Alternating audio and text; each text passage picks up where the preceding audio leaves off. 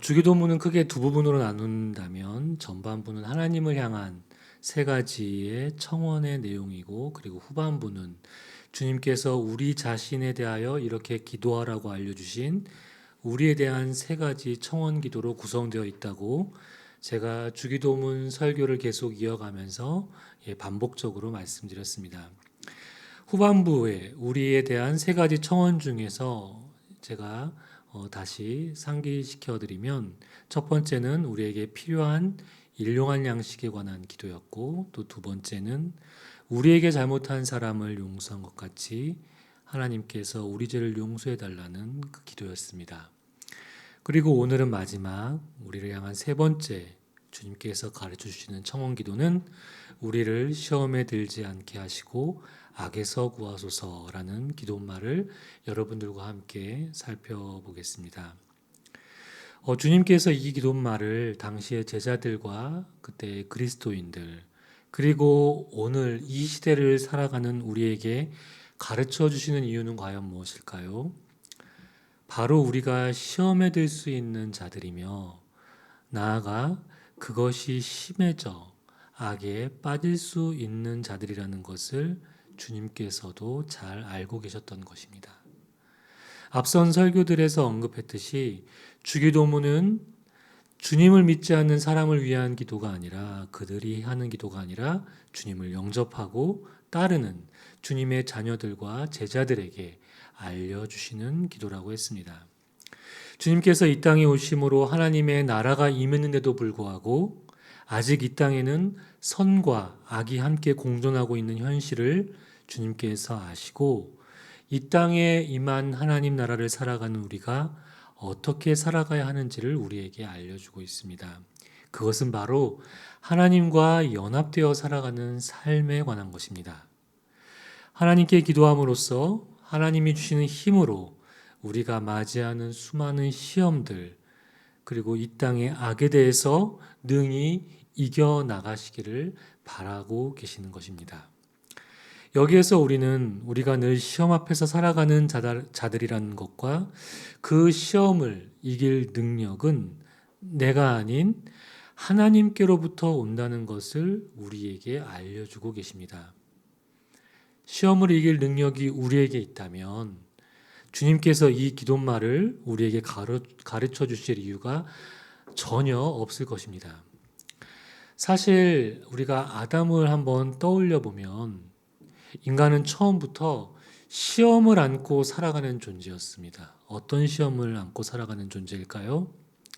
하나님은 아담을 지으면서 그에게 하나님의 명령에, 하나님의 말씀에 순종할 것을 명하시고 원하셨습니다. 하나님은 아담을 에덴에 살게 하시면서 선악을 알게 하는 나무의 열매를 먹지 말라고 했습니다. 종종 어떤 사람들은 왜 에덴에 이 나무를 두어서 마치 덫을 놓듯이 하나님이 그것을 먹지 말라고 하셨는지에 대해서 불만을 가진 이들도 있습니다. 하지만 그 선악을 알게 하는 나무는 하나님의 말씀에 대한 순종을 상기시키는 것이었고, 그 말씀에 대한 순종이 인간의 삶을 좌우한다는 것을 알려주시고자 하는 목적이 주님의 그 명령 안에, 하나님의 그 말씀 안에 담겨 있는 것입니다. 아담은 결국 이 시험을 이기지 못하고 유혹에 넘어가 악을 범하게 됩니다.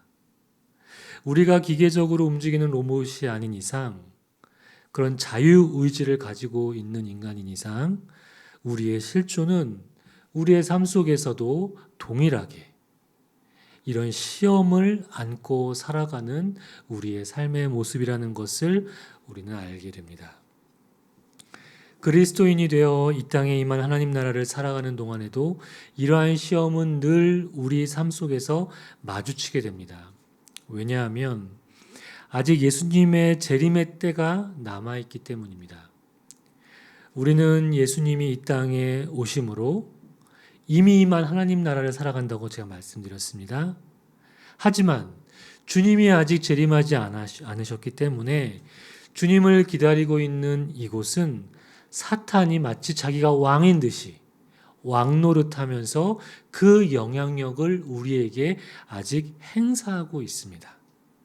하나님 나라는 예수님께서 다시 오심으로써 완성이 되는데 그때까지 우리는 왕노릇하고 있는 이 사탄의 영향력에 노출되어서 하나님의 백성으로 이 땅을 살아가게 됩니다. 그럼 우리가 사탄의 시험과 유혹에 빠져 살 수밖에 없는 것입니까? 그렇지 않습니다. 우리가 이런 상황에서 하나님의 자녀된 권세로 살아갈 수 있는 것은 그런 수많은 시험들 앞에서 하나님의 능력과 힘을 의지함으로 그분과 연합되어서 우리가 살아갈 때 사탄의 영향력이 미치는 우리의 삶일지라도 우리에게는 전혀 그 사탄의 영향력이 미치지 못할 것이고 오늘 주님께서는 이 기도말을 통해서 하나님께서 그런 우리를 살피시고 보호해 주실 거라는 기도를 우리에게 가르쳐 주고 있는 것입니다. 오늘 살펴보는 기도말 중에서 그 앞부분 시험에 들지 않게 하시고라는 부분을 먼저 보려고 합니다. 우리가 신앙생활을 하면서 종종 이런 말을 쉽게 하는 것을 발견하게 됩니다.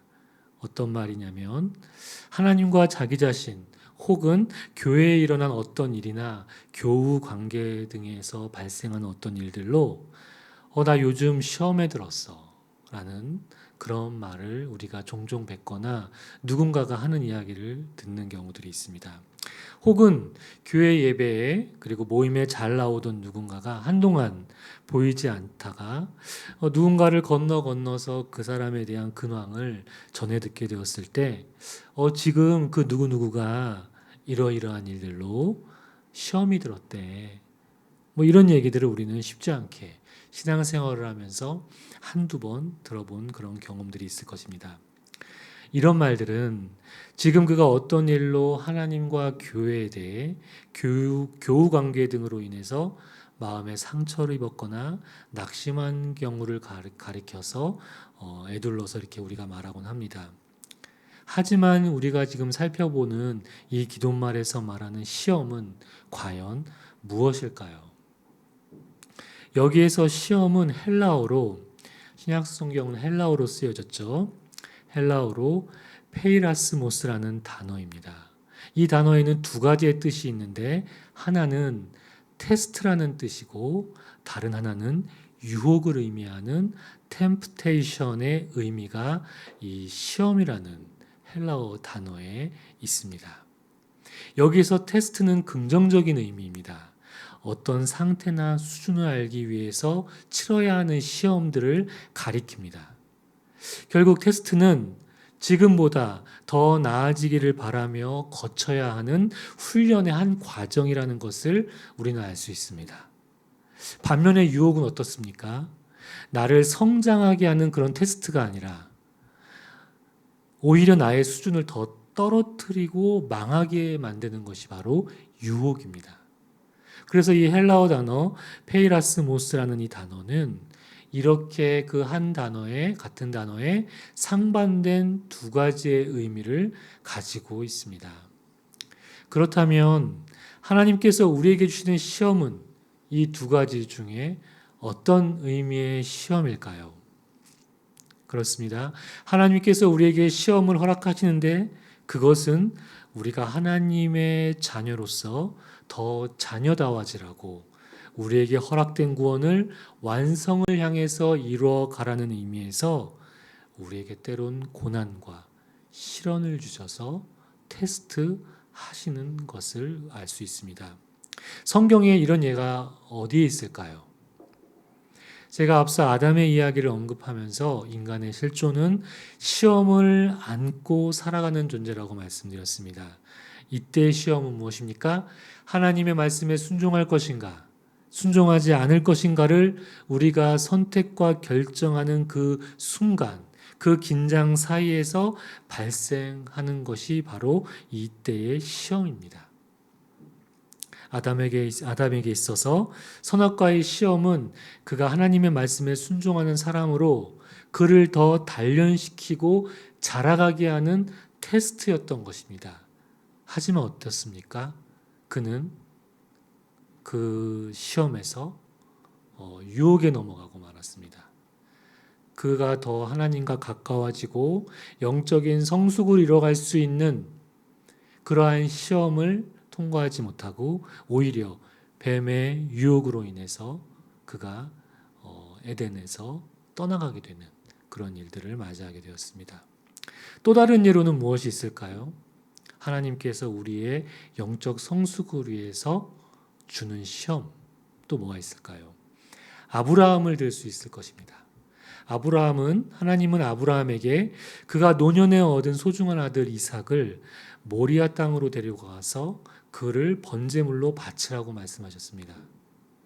아브라함은 하나님의 명령을 따라서 사흘에 걸쳐서 모리아 산에 이르러 거기에 제단을 쌓고 그 위에 장작을 버려 놓았습니다. 그런 다음에 이삭을 결박하고 제단 장작 위에 이삭을 올려놓고 그리고 아브라함은 손에 칼을 들고 이삭을 죽이려고 하는 순간에 다급하게 주님의 천사가 하늘에서 아브라함아 아브라함아 하고 다급히 부르면서 아브라함의 행동을 멈추게 했습니다. 아브라함은 다급히 자신을 부르는 소리에 무감각하리 많지 제가 여기 있습니다 하고 태연하게 대답했습니다. 그때 천사가 이렇게 말했습니다. 창세기 22장 12절 말씀 세 번역으로 읽겠습니다. 천사가 말하였다. 그 아이에게 손을 대지 말아라. 그 아이에게 아무 일도 하지 말아라. 내가 너의 아들, 너의 외아들까지도 나에게 아끼지 아니하니 내가 하나님을 두려워하는 줄을 내가 이제 알았다. 여기서 하나님을 두려워하는 것, 그것은 하나님을 경외하는 그런 것을 가리킵니다. 하나님께서 아브라함을 테스트하신 것입니다. 아브라함이 하나님을 진심으로 경외하는지를 말입니다. 이렇게 하나님은 때론 우리의 믿음을 위해 영적 성숙을 위해 하나님과의 친밀한 관계를 위해 우리를 훈련시키시고 시험하시기도 합니다. 그런데 이것이 하나님의 시험인지 사탄의 시험인지 모르게 이 두 가지가 한데 섞여서 우리에게 오는 경우가 있습니다. 바로 하나님께서 사탄의 시험을 허락하시는 경우가 있습니다. 참 어렵습니다. 이때 하나님의 입장에서는 테스트의 의미가 되겠지만 사탄의 입장에서는 유혹의 의미로 우리에게 다가오게 되는 것이죠. 그래서 우리의 시험을 당하는 우리 입장에서는 이것이 하나님께서 온 것인지 사탄에서 온 것인지 아니면 이게 함께 오는 것인지를 분별하기가 쉽지 않습니다. 예수님께서 공생애를 시작하시면서 성령에 이끌려 광야에서 사탄에게 시험 받으신 것을 여러분은 알고 계실 것입니다. 사탄은 광야에서 예수님을 유혹했습니다. 하나님의 아들이 얻은 돌들에게 빵이 되라고 한번 말해보라고 했습니다. 그리고 성전 꼭대기에서 뛰어내려 보라고 했습니다. 그리고 자기에게 엎드려서 절을 하면 세상의 모든 나라와 영광을 주겠다고 유혹했습니다.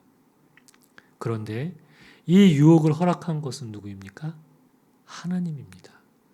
왜냐하면 예수님께서 광야로 이끌릴 때 성경은 어떻게 얘기하고 있냐면 성령에 이끌려 광야로 가서 사탄에게 시험을 받았다. 성령에 이끌려서 갔다라고 이야기했습니다.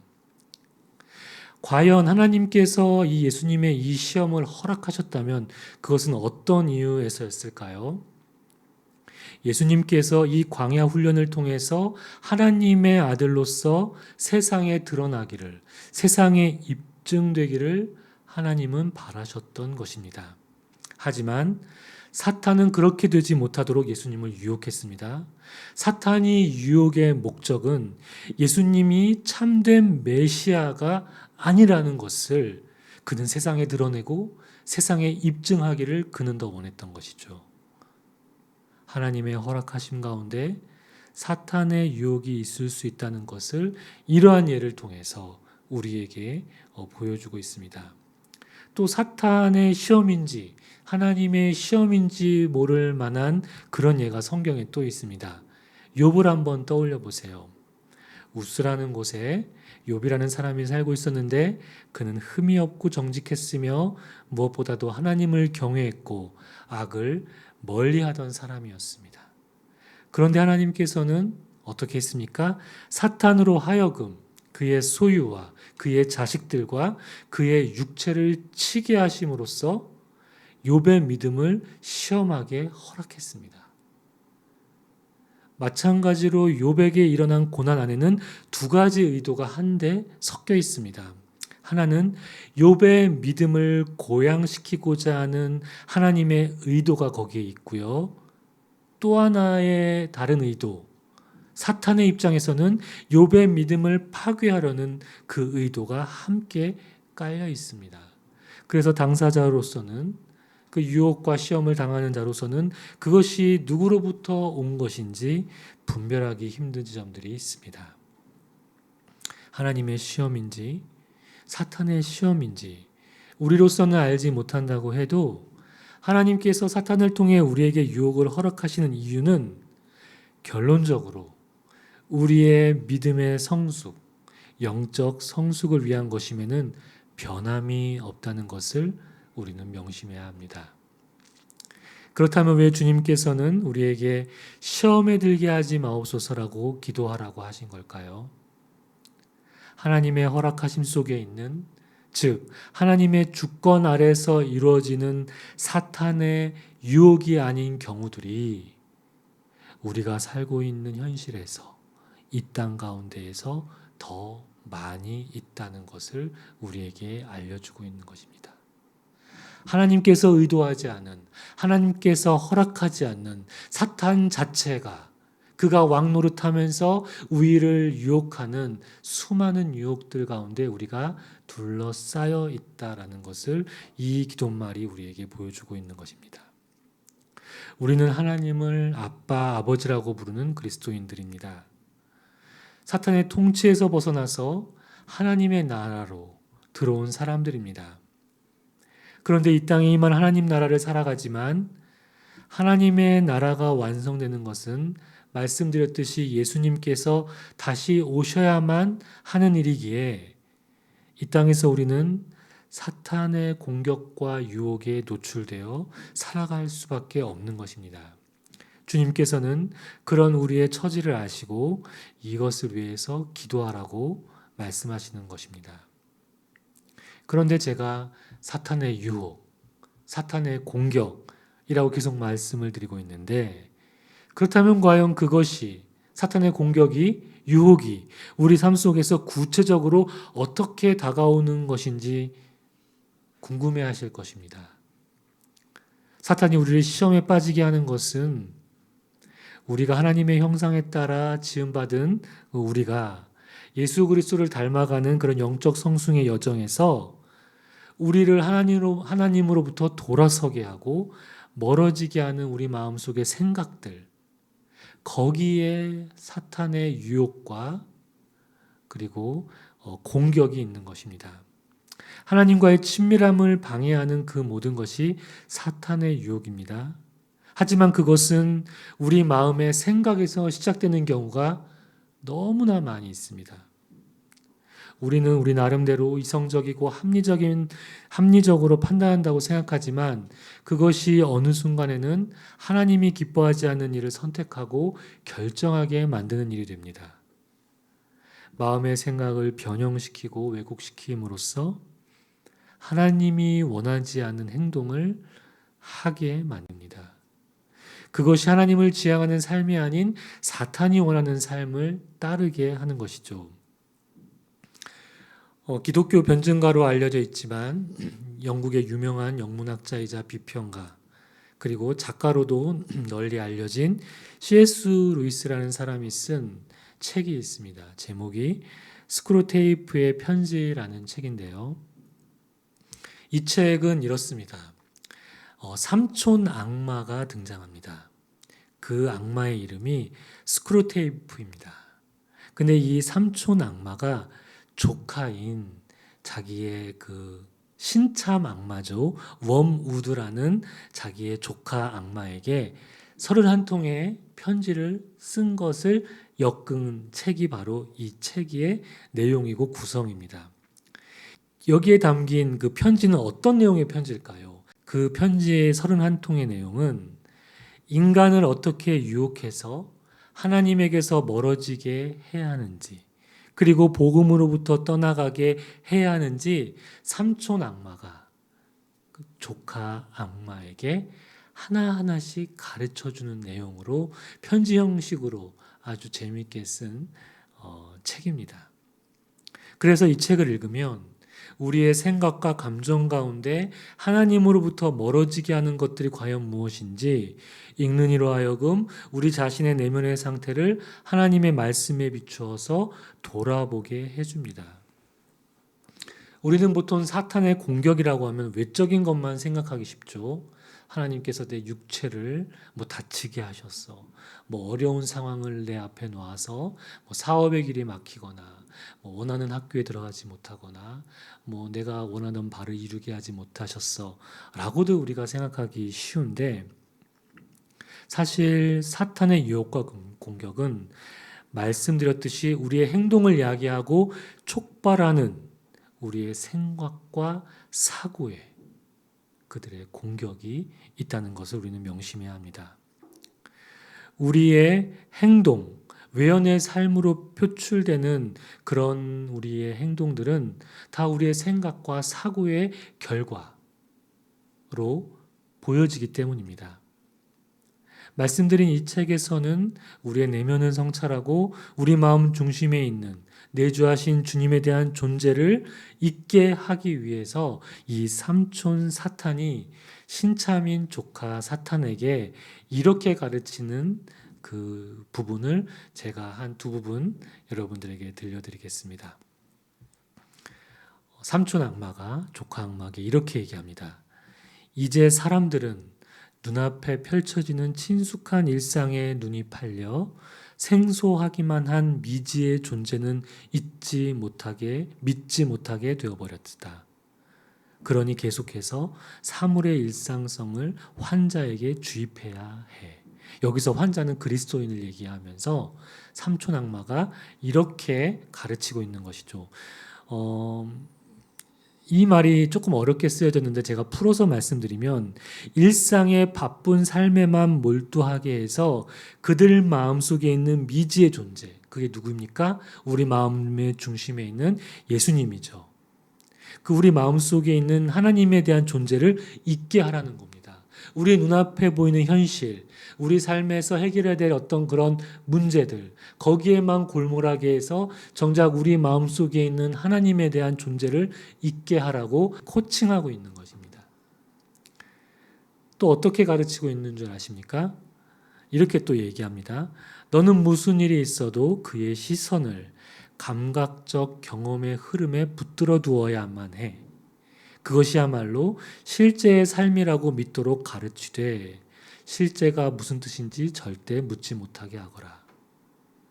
이 말을 제가 조금 더 풀어서 말씀드리면, 우리가 직접 감각하고 경험할 수 있는 것, 눈에 보이고 만질 수 있고 냄새 맡을 수 있는 눈앞에 그 어떤 것이 진짜라고 믿게 하라는 것입니다.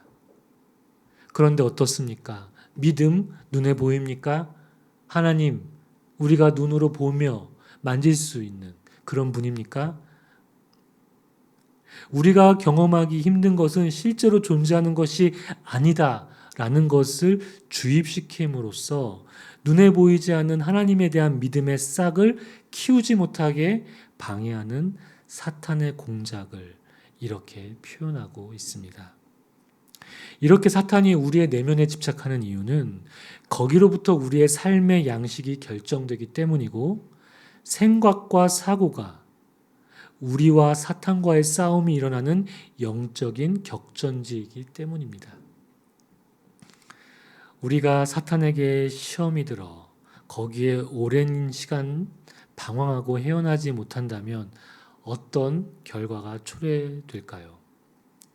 바로 그런 상태가 오늘 살펴보는 기도말의 후반부, 악에 빠져 있게 되는 것입니다. 악이 의인화되고 악이 인격화된 것이 바로 사탄입니다. 악으로부터 우리를 구하소서라는 이 기도말은 우리가 사탄의 소나기에 계속 놀아나는 상황 가운데에서 우리를 구출해 달라는 청원인 것입니다. 우리의 힘으로 그 악을 이길 수는 없습니다. 그것을 이길 능력은 하나님께로부터 오는 것이며 우리의 신앙생활이 늘 하나님과 연합되어 살아갈 때 잠시 우리가 유혹과 악에 넘어질 수 있을지라도 우리의 평소의 기도와 말씀 생활로 인해서 우리의 영적 회복력이 향상되어 그러한 순간을 맞이하게 되더라도 우리가 다시 그 안에 머무르지 않고 일어날 수 있는 것입니다. 따라서 일상에서의 우리 영성 생활이 우리 마음의 상태와 내면에 계신 하나님을 우리가 늘 교제하면서 함께 살아가는 것이 얼마나 중요한지를 우리는 여기서 알게 됩니다. 사탄으로부터 우리는 유혹을 당하더라도 우리의 기도와 말씀은 그들의 공격으로부터 우리를 깨어있게 하고 분별할 수 있게 해줍니다. 그래서 주님께서는 이 기도를 우리에게 가르쳐 주시면서 이 기도를 할 때마다 너희가 악과 시험 앞에서 넘어지지 말고 그것에 깨어 있어서 그것과 맞서서 하나님을 의지해서 이겨나가라고 우리에게 권면하고 계시는 것입니다. 사랑하는 성도 여러분, 지금 우리 마음에는 누가 속삭이고 있습니까? 우리 안에 여러 감정들이 올라오는 순간들이 있습니다. 그럴 때 우리의 마음에 드는 생각, 거기에 깃든 하나님의 말씀을 듣습니까? 아니면 하나님과 상관없이 하나님을 멀리하라는 달콤한 유혹의 소리를 우리는 듣고 있습니까? 이 앞에 이렇게 초에 불이 하나가 이렇게 켜졌습니다. 대림절은 성탄절 앞전에 그 사주를 포함하는 성탄절을 오는 것을 우리가 준비하는 기간입니다. 그리고 다시 오실 예수님을 기다리는 기간이 바로 이 대림절입니다. 총 4주 중에 첫 번째 주간에 초를 이렇게 켰습니다. 두 번째 주간은 두 개의 교를 켜고요. 세 번째는 세 번째, 그리고 마지막 크리스마스 성탄절이 있는 주간은 이 네 개의 초가 이제 밝혀질 것입니다. 그러면서 눈으로 시각적으로 우리가 주님의 오심을 기억하고 기념하며 다시 오실 주님을 소망하는 것입니다. 다시 오실 주님을 기다리는 마음은 이 주기도문에서 완전한 하나님 나라가 이 땅에 임하게 달라는 기도말과 연결이 됩니다. 그리고 오늘 함께 살펴본 우리를 시험에 들지 않게 하시고 악에서 구하소서, 오늘 이 기도말과도 연결이 됩니다. 왜냐하면 사탄의 통치와 유혹이 난무하는 이 땅에서 완전한 하나님의 통치가 이루어지게 달라는 우리의 염원이 이 기도말에 담겨 있기 때문입니다. 그래서 이 대림절을 보내고 있는 우리는 이 주기도문에서 오늘 함께 나눈 이 기도말을 떠올리며 이미 우리에게 오신 주님을 기뻐하고 그리고 다시 오실 주님을 소망하는 마음을 가지고 우리가 주님을 기다리며 우리 삶에 도사리고 있는 시험과 유혹을 능히 이겨내는 얼빛교회 성도님들이 되시기를 바랍니다. 이 시간 우리 각자에게 다가온 하나님의 마음에 머물러 주의 얼굴빛을 바라보며 침묵으로 기도하겠습니다.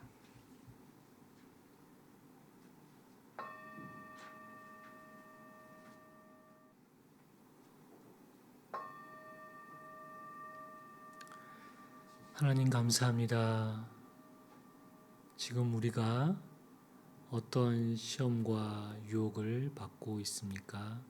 하나님, 오늘 알려주신 이 기도말을 가지고 주님께 구하며 주님의 힘으로 우리 앞에 있는 시험과 역경을 능히 헤쳐갈 수 있는 힘과 믿음을 이 자리에 있는 주님의 자녀들에게 부어 주옵소서. 예수님 이름으로 기도드립니다. 아멘.